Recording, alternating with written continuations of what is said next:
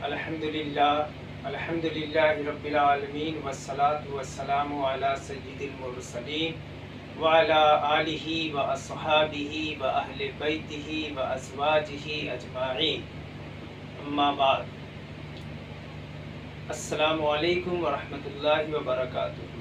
میرے دوستو، میرے عزیزو، آج ہم بات کریں گے دین کے معاملے پر۔ اللہ اور اس کے رسول صلی اللہ تعالیٰ علیہ وسلم دونوں نے یہی فرمایا، اگر ہم قرآن پڑھیں گے، حدیث پڑھیں گے تو ہمیں یہ ملے گا کہ دین بہت آسان ہے، اور اللہ رب العزت تم سے آسانی چاہتا ہے، سختی نہیں چاہتا۔ اور یہی رسول اللہ صلی اللہ علیہ وسلم نے بھی فرمایا کہ دین کو آسان بناؤ۔ تو ہمارا اور آپ کا یہ کام ہے کہ ہم دین کو آسان بنائیں، دین کو سخت نہ بنائیں۔ تو دین کو آج کل کچھ لوگوں نے بہت سخت بنا دیا ہے، بلکہ کئی سو سالوں سے دین کو سخت بنایا گیا اور ہمارے لیے مشکلات کھڑی کی گئی۔ اب اگر میں آپ سے بات کروں تو بزرگان دین، اولیاء کرام رحمۃ اللہ تعالیٰ علیہم اجمعین کے نام پر ہمیں بہت ہی زیادہ بیوقوف بنایا گیا۔ ان کے نام پر ہم سے چندے لیے گئے، ان کے نام پر ہم سے پتہ نہیں کیا کیا نہیں کروایا گیا، ہر چیز ان کے نام پر کروائی گئی۔ تو آئیے آج ہم بات کرتے ہیں آج کی مجلس میں حضور شیخ عبد القادر جیلانی رحمۃ اللہ تعالیٰ علیہ کے بارے میں۔ ان کے بارے میں ہم بات کریں تو اس سے پہلے ہم جان لیں کہ پوری دنیا کے مسلمان ان کو اللہ کا ولی مانتے ہیں، اور اہل سنت والجماعت میں جو سنی بریلوی کر کے لوگ ہیں وہ ان کو غوث اعظم بھی کہتے ہیں، پیر پیرا بھی کہتے ہیں، میر میرا بھی کہتے ہیں۔ ان کی بڑی شان اور فضیلت بیان کرتے ہیں، دنیا کا ہر مسلمان ان کو جانتا ہے اور ان کو مانتا ہے۔ تو آج ہم بات کریں گے قرآن اور حدیث کی روشنی میں جو واقعات حضور شیخ عبد القادر جیلانی رحمۃ اللہ علیہ کے شان میں بیان کیے گئے، ہم ان واقعات کے بارے میں ہم آج آپ سے بات کریں گے۔ تو آئیے ہم بات کرتے ہیں سب سے پہلے ایک دعوت اسلامی نام کی تنظیم ہے جو پاکستان سے سنچالت ہوتی ہے اور پوری دنیا میں اس وقت یہ کام کر رہی ہے۔ ان کے امیر اہل سنت مولانا الیاس عطار قادری صاحب نے ایک کتاب لکھی، کتاب کا نام ہے جناتوں کا بادشاہ۔ اس کے صفحہ نمبر 13 پر جس کی ہیڈنگ ہے، صفحہ نمبر 14 پر جس کی ہیڈنگ ہے لوٹا قبلہ رخ ہو گیا، تو اس میں یہ لکھتے ہیں مولانا الیاس عطار قادری صاحب کی ایک بار جیلان شریف کے کچھ مشائخ کا وفد حضور سیدنا غوث اعظم رحمۃ اللہ علیہ کی خدمت میں حاضر ہوا۔ انہوں نے جب وہ حاضر ہوئے، وہ مشائخ کا جو گروپ تھا جب وہ حاضر ہوا تو وہ حضور غوث پاک رحمۃ اللہ تعالیٰ علیہ کے جب بارگاہ میں حاضر ہوئے تو دیکھا کہ ان کا جو لوٹا رکھا ہوا تھا اس کا منہ جو تھا قبلہ رخ نہیں تھا۔ تو ان لوگوں نے حضرت شیخ عبد القادر جیلانی رحمۃ اللہ علیہ کی طرف اشارہ کر کے اشارہ کیا، یعنی انہیں بتایا کہ آپ کا جو لوٹا ہے اس کا منہ جو ہے وہ قبلہ کی طرف نہیں ہے۔ شیخ عبد القادر جیلانی رحمۃ اللہ علیہ اس بات کو لے کر بہت ہی زیادہ غصہ ہو جاتے ہیں، اور اپنے خادم، جو وہ ان کا ایک خادم تھا جو ان کو وضو کرایا کرتا تھا، جس کے ذمہ داری تھی کہ وہ لوٹا صحیح سے رکھے، اس کی طرف غصے کی نظر سے دیکھتے ہیں، اور وہ تڑپ کر وہ ان کا جو خادم ہوتا ہے وہ گر جاتا ہے اور تڑپ کر اس کی موت ہو جاتی ہے۔ اور یہ واقعہ جو انہوں نے لکھا مولانا الیاس عطار قادری صاحب نے اپنی کتاب جنات کا بادشاہ میں، تو انہوں نے حوالہ دیا ہے بہجت الاسرار۔ بہجت الاسرار ایک کتاب ہے جو کافی پڑھی جاتی ہے۔ اس کے صفحہ نمبر 168 پر یہ واقعہ 168 پر یہ واقعہ پورا لکھا گیا ہے، اور یہیں سے انہوں نے مولانا الیاس عطار قادری صاحب نے حوالہ دیا ہے کہ جو غلام تھا، خادم تھا، اس نے لوٹے کا منہ جو قبلہ کی طرف نہیں رکھا تو غوث پاک نے اسے گھور کر دیکھا، اس کی موت ہو گئی۔ تو آئیے یہ ایک واقعہ ہے جس کو لوگ کرامت کے طور پر ہمارے علماء کرام بیان کرتے ہیں۔ تو میں آپ سے یہ کہنا چاہوں گا کہ قرآن مجید میں اللہ رب العزت ارشاد فرماتا ہے اللہ تعالیٰ سورہ النساء آیت نمبر 93، ارشاد فرماتا ہے وَمَنْ يَقْتُلْ مُؤْمِنًا مُتَعَمِّدًا فَجَزَاؤُهُ جَهَنَّمُ خَالِدًا فِيهَا وَغَضِبَ اللَّهُ عَلَيْهِ وَلَعَنَهُ وَأَعَدَّ لَهُ عَذَابًا عَظِيمًا۔ اللہ تعالیٰ ارشاد فرماتا ہے اور جو کوئی کسی مومن کو قصداً جان بوجھ کر قتل کر ڈالے اس کی سزا دوزخ ہے جس میں وہ ہمیشہ رہے گا، اس پر اللہ تعالیٰ کا غضب ہے، اسے اللہ تعالیٰ نے لعنت کی ہے اور اس کے لیے بڑا عذاب تیار کر رکھا ہے۔ یعنی قرآن مجید میں صاف طور سے یہ بتا دیا گیا کہ اگر کوئی جان بوجھ کر کسی مومن کا قتل کرتا ہے، مومن کو جان سے مار ڈالتا ہے، تو اس کی سزا کیا ہے؟ جہنم ہے، اور وہ اس میں رہے گا، اور اللہ تعالیٰ نے اس کے لیے بڑا سخت عذاب تیار کر رکھا ہے، اور ایسے شخص پر اللہ کی لعنت ہے۔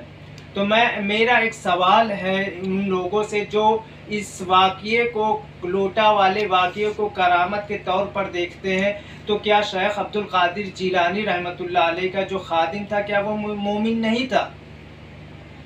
اعلیٰ حضرت امام احمد رضا خان فاضل بریلوی رحمۃ اللہ علیہ ایک شاعری کہتے ہیں کہ تجھ سے در سے سگ سے ہے مجھ کو نسبت، یعنی ان کی نظر میں شیخ عبد القادر جیلانی کے در پر، دروازے پر رہنے والے کتے کی اتنی بڑی نسبت ہے، وہ اپنے آپ کو ان کے در کے کتے سے منسوب کر رہے ہیں، تو پھر خادم جو ان کا خادم ہوگا اس کا مقام کیا ہوگا؟ آپ اندازہ کر لیجئے، وہ مومن ہی تھا، وہ مسلمان تھا، اور اس نے غلطی کیا کی تھی؟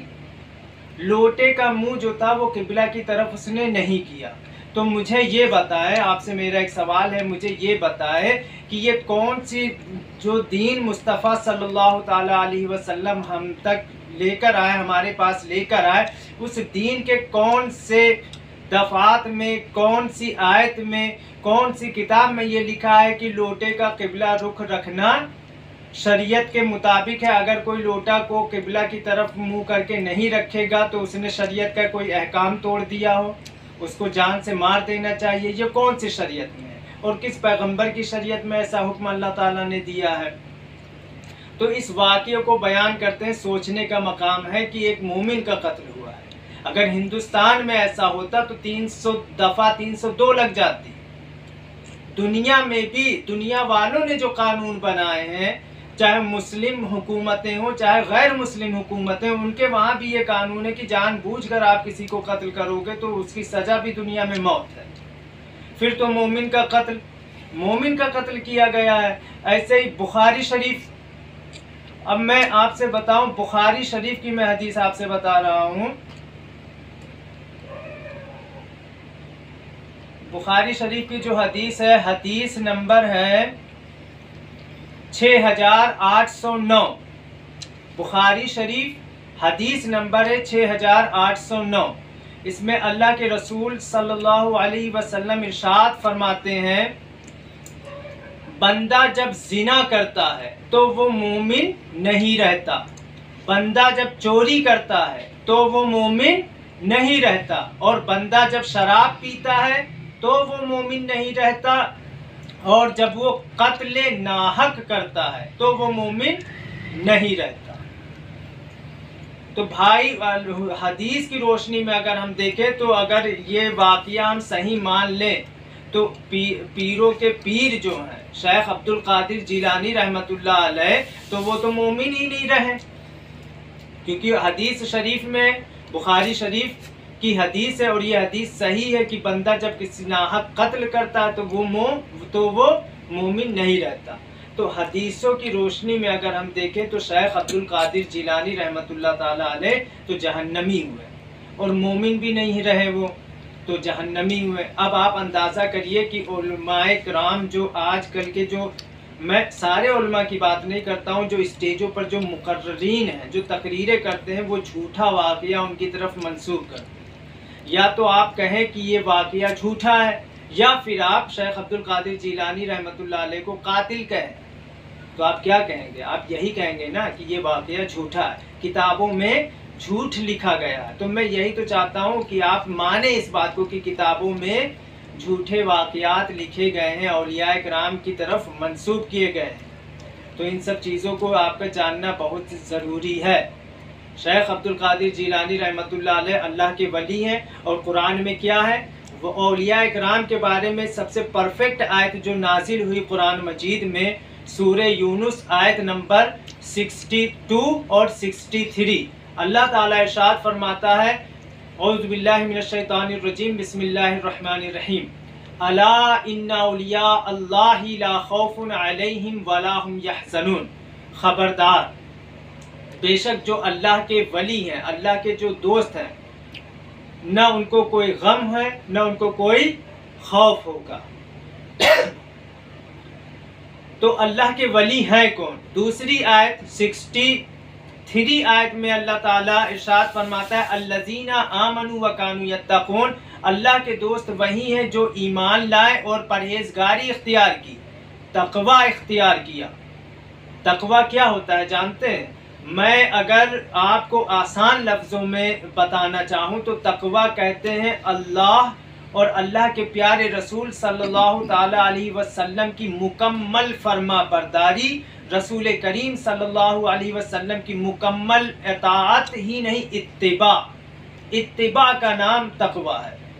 تو مجھے بتاؤ، حضور صلی اللہ علیہ وسلم کی سچے دل سے پیروی کرنا اور ان کی اتباع کرنا، محبت کے ساتھ ان کی پیروی کرنا، ان کے حکم کی اطاعت کرنا، جب یہ کوئی کرتا ہے تو وہ اللہ کا ولی ہوتا ہے۔ تو ہمارے نبی صلی اللہ علیہ وسلم سے کوئی قتل ثابت نہیں ہے کہ آپ نے کوئی ناحق قتل کیا، وہ حق بھی تھا جب بھی آپ نے قتل نہیں کیا۔ کوئی ایک حدیث ایسی نہیں ہے جس میں یہ لکھا ہو کہ رسول اللہ صلی اللہ علیہ وآلہ وسلم نے کسی کو جان سے مار ڈالا، آپ کو نہیں ملے گا۔ تو اولیاء جو ہوتے ہیں وہ اللہ سے ڈرنے والے ہوتے ہیں، وہ اپنے ہر قدم پر، اپنے ہر فعل پر، اپنے ہر کام پر جو بھی وہ کرتے ہیں اللہ سے ڈرتے ہیں، رسول اللہ سے ان کو شرم ہوتی ہے، وہ رسول اللہ سے ڈرتے ہیں، ان کا دل خوف الہی سے لرزتا ہے، وہ ایسا کام نہیں کر سکتے۔ تو قرآن حدیث کی روشنی میں نے بتا دیا، اب فیصلہ آپ کے ہاتھ میں ہے۔ اب آپ ڈیسائیڈ کریں، آپ قرآن کو مانیں گے یا انسانوں نے جو کتابیں لکھ دی ہیں جن میں جھوٹے جھوٹے واقعات لکھ دی ہیں جو قرآن اور حدیث سے ٹکراتے ہیں، ان کو مانیں گے۔ ایک بات اور میں آپ کو کلیئر کر دوں، اکثر یہ واقعات کرامت کے نام پر بیان کیے جاتے ہیں کہ یہ تو بھائی کرامت ہے۔ تو میں آپ سے بتا دوں، کرامت ہم جب مانیں گے جب شریعت کے خلاف نہ ہو۔ کرامت وہی ہوگی جو قرآن کے خلاف نہ ہو، رسول اللہ صلی اللہ علیہ وسلم کے فرمان کے خلاف نہ ہو۔ اور یہاں تو یہ کرامت جو کہی جا رہی ہے تو قرآن کے خلاف ہے۔ قرآن میں اللہ تعالیٰ فرما رہا، وَمَن يَقْتُلْ مُؤْمِنًا مُتَعَمِّدًا فَجَزَاؤُهُ جَهَنَّمُ، مومن کو آپ قتل نہیں کر سکتے۔ رسول اللہ نے فرمایا کہ ناحق آپ کسی کی جان نہیں لے سکتے ہو۔ بہت سے حدیث میں ایسے واقعات ہیں، آپ جب حدیثوں کو پڑھیں گے تو آپ کو پتہ چلے گا کہ کیسے کیسے واقعات، کس طریقے سے قرآن اور حدیث نے ہمیں روکا ہے کہ کسی کو قتل نہ کرو۔ تو یہ کرامت جو ہے یہ قرآن کے خلاف ہے، اس لیے ہم اس کو کرامت نہیں مانیں گے۔ یہ جھوٹا الزام ہے جو ان پر لگایا جاتا ہے۔ اللہ رب العزت سے دعا ہے کہ وہ ہمیں اور آپ کو صراط مستقیم پر چلائے اور ان لوگوں کے رستے پر چلائے جن پر اس کا انعام نازل ہوا، جن پر اللہ تعالیٰ نے اپنی نعمتیں نازل کی ہیں۔ السلام علیکم ورحمۃ اللہ وبرکاتہ۔